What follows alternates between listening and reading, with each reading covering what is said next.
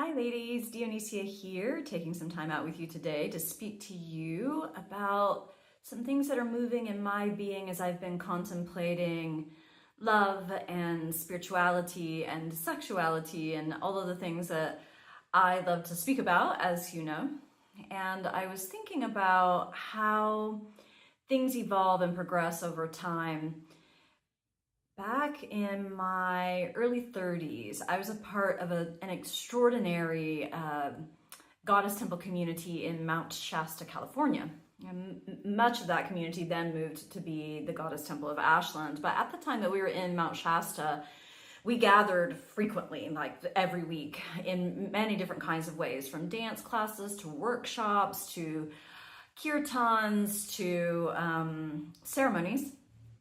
And that went on for several years of my life. And one of those years we had a Valentine's gathering in which each of us brought something to share as a love offering. And one of the men in our community who I adored, he was the husband of my very dear friend who sort of was the woman who organized and ran all of that. And he brought CDs, copies of poems of Rumi being read by several artists. I then later went on to look it up and find it, and it's a beautiful, beautiful compilation of people like Deepak Chopra and Demi Moore and Madonna reading the poems of Rumi set to this luscious, luscious musical soundscape. And I really fell in love with that rendition of Rumi's poems, and it was one of the first things that got me interested in Rumi, and that actually became a deep love of mine for a long time, to this day. And I was so inspired by those poems because they were so romantic and so beautiful and filled with so much that I myself was experiencing as a woman, wanting to be in a love relationship with a man, and also as a woman who is exploring my spirituality and my relationship to the divine. And that was one of the things that I really came to understand about Rumi's poetry, is that there was a real parallel between those things. So fast forward several years later, I was in a relationship with a man that actually, up to this point, I would say was the love of my life. And when he and I met, we actually met through a puja. I was already living in Ashland, Oregon at the time, and we had just an immediate connection, an immediate spark with each other, and we went on to be in a relationship together for 5 years. And individually, separately, before we met each other, we had both been deeply immersed in Taoist lovemaking teachings. So that became one of the most fulfilling lovemaking relationship of my life up to this point. And we got to really revel in that in our relationship for, like I said, we were together for 5 years. Ultimately, the relationship ended because, despite the fact that we had such a profound connection in that way, we came to realize that we actually wanted very different things out of relationship and out of life. And for me to go on and have the things that I wanted, in addition to all of that incredible lovemaking, I needed to move on and be open to finding a relationship with someone who wanted the same kinds of things that I did. But several things happened for me out of that experience, but one being that I got to have the experience of something that I had known for a very long time. Early in my life, early in my coming into my womanhood and my sexuality, and by early I mean like in my late teens, early 20s, I felt very unfulfilled in that way, and I felt like I was trying to touch something that I didn't know how to touch, and I just didn't know how to do it. And ultimately, many of you have heard me say that my spiritual path, my life path, coming to be who I am and what I am today, has been actually a story of revelations, but simply that one piece of the path, one next step kept showing up after the other. And while I would definitely describe myself as a seeker, I don't feel like I ever really had to be out like searching or trying to find something. It was more that it kept coming to me. And over time, I learned that if I would allow that process and even ask it of Goddess, that would continue to happen. So in those early years for me, that led me to Tantra, among many other things and other modalities. But I had some really profound experiences in the world of Tantra. One being that I had this group of women friends, and I was about, say, 27, 28 at this time. I had a group of women friends. We had a weekly women's circle, and we were exploring all kinds of things about womanhood and all the things that we were learning from our various teachers and modalities. And out of that, we came to one of the women in the circle found a woman who was teaching in San Francisco weekend-long trainings where women would come and gather at her very beautiful house in San Francisco, and she was teaching yoni massage. So she was teaching groups of women how to massage each other for pleasure and to learn how to orgasm. So we then decided to go and have this weekend together, our pod of girlfriends. And in that experience, on the day that we were supposed to get to the massage experience, there had been all of these practices leading up in the weekend to that day. One of the women in our circle got a phone call saying that her brother had died in his sleep. They found him in the morning. And her, people were on their way to pick her up and bring her. And so she went into shock and grief immediately. And the rest of us went into, what do we do? And I remember very clearly the woman, we had gathered in one of the rooms in the upstairs of the house, our pod with our friend.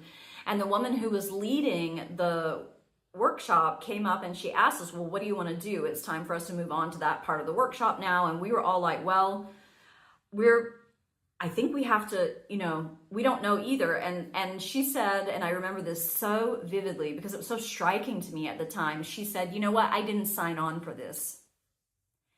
And all of us looked at her and said, yeah, we didn't sign on for this either.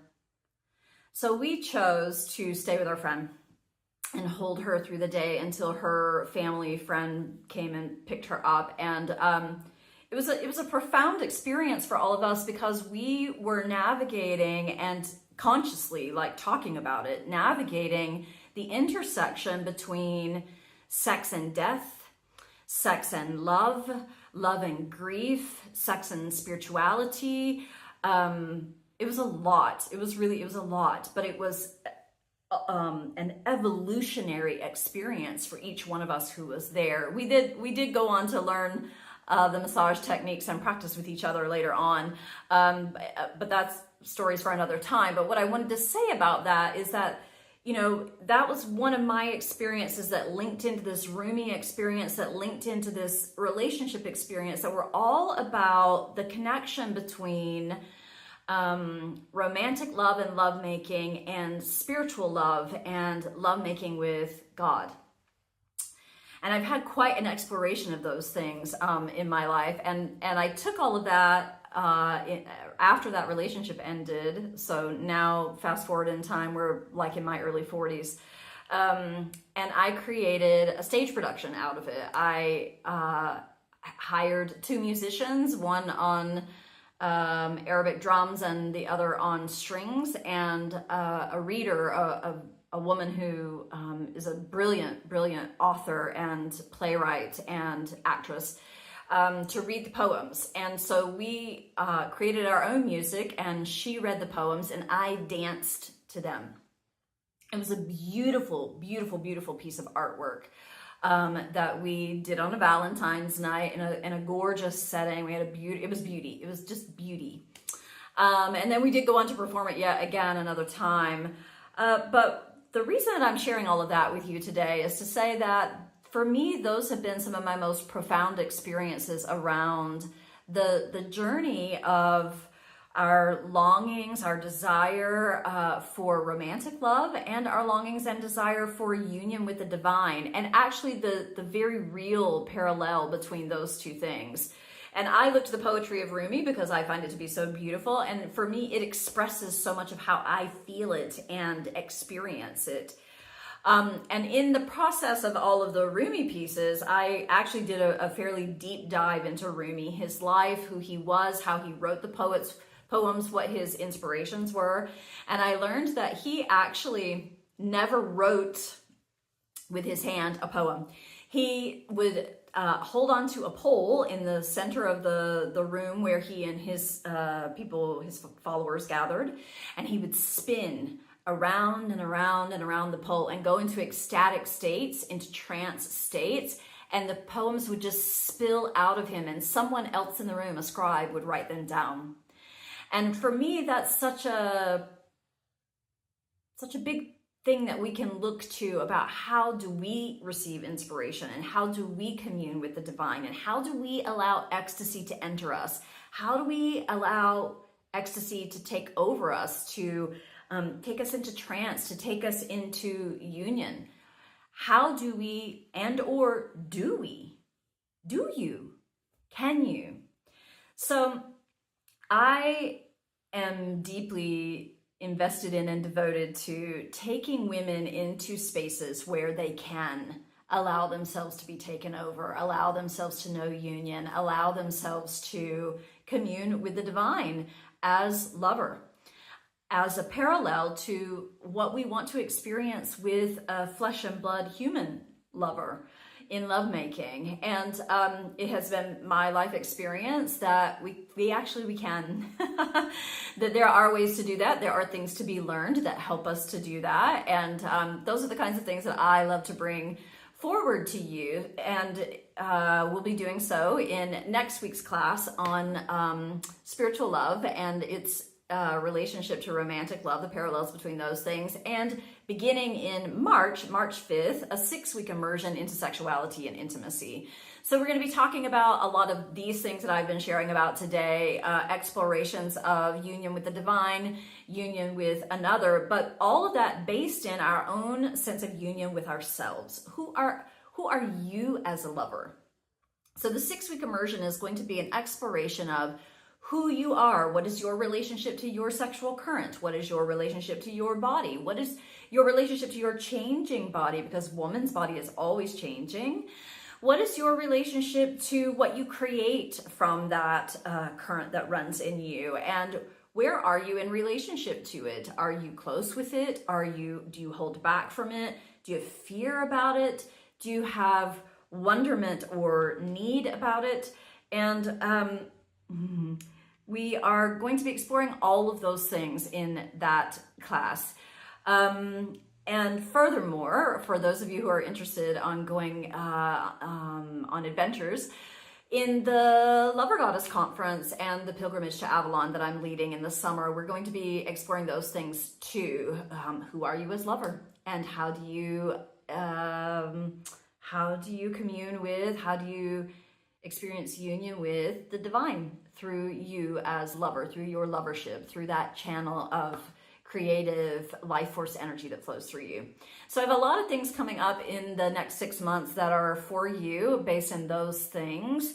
And I'd love to be with you there. I'd love to be in that exploration with you. This, from my perspective, is the root of feminine embodiment. It is the root of woman's power. It is where we can be most powerful when we know how to turn towards it, when we know how to be in the channel of it, when we know how to bring ourselves forward in that way.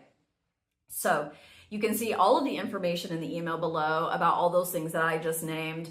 The class next week, that's a little taster class for any of you who've not done classes with me before. It's very inexpensive. It's an easy way for you to get a taste of how I teach and what I bring through the realm of feminine embodiment, and you can see all the information about that in the email below.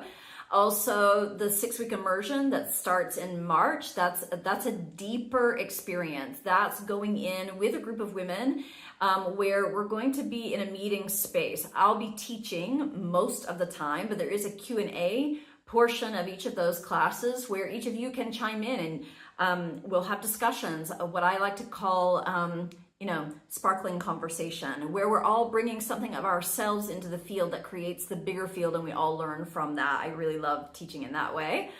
So I'll be leading and guiding Q&A immersions during those 6 weeks. 175 class per week. I'm teaching Q&A at the end of the call, all within the immersive experience of being in a meeting space together.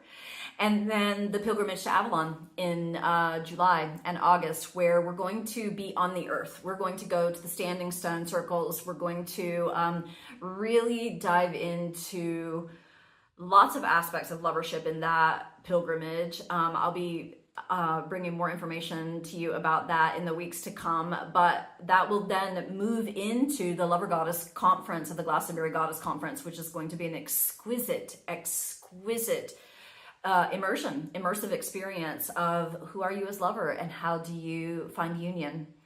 So yes, all of those things you can see in the email below. And again, I'd love to be with you in any of those things that you feel drawn to or feel called to. Feel free to reach out to me if you have any questions about any of those things. My email address is also in the email below. And if you're listening to this video on YouTube, if you could go and just quickly click that subscribe button. That subscribe button is a very quick and easy way that you can help other women have access to deep feminine wisdom teachings, the kinds of things that I'm offering here on my channel. So when you click that button, the YouTube algorithm spreads the word, and that's a really easy way for you to be involved in that. And also, you'll be the first to get every video that comes out. So again, I'd love to be with you in any of those experiences that I have coming up. And I'd love to hear from you as well. You can leave your comments in the comment section here below on the YouTube video if you have any thoughts or feelings about what I've shared here today. And yeah, I send so much love from my heart to yours and look forward to being with you in the weeks and months ahead. Blessed be.